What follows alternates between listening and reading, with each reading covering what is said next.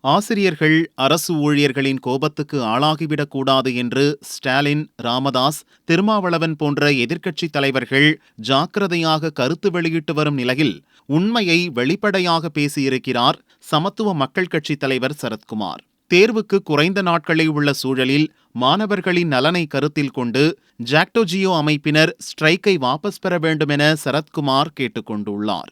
பொதுமக்கள் இந்த போராட்டத்துக்கு எதிரான மனநிலையில் இருக்கிறார்கள். ஆசிரியர்கள் மீது மக்களுக்கு கடும் அதிருப்தி ஏற்பட்டுள்ளது. இந்த நிலையில் ஸ்ட்ரைக்கை வாபஸ் பெறுவதே புத்திசாலித்தனம் என்று நெத்தியடியாக ஆலோசனை கூறியிருக்கிறார் சரத்குமார். உடனே வேலைக்கு திரும்புவதன் மூலம் டிஸ்மிஸ் போன்ற கடும் நடவடிக்கையிலிருந்து ஆசிரியர்கள் தப்ப முடியும் என்று அவர் சுட்டிக்காட்டினார். இதுபோல மேலும் பல செய்திகளோட அப்டேட்ஸுக்கு தினமலர் யூடியூப் சேனலை சப்ஸ்கிரைப் பண்ணுங்க. பக்கத்துல ஒரு பெல் பட்டன் இருக்கும், அதையும் கிளிக் அப்படின்னு பிரஸ் பண்ணிட்டு Facebook, Twitter, Instagram போன்ற சமூக வலைதளங்களையும் எங்களை ஃபாலோ பண்ணுங்க.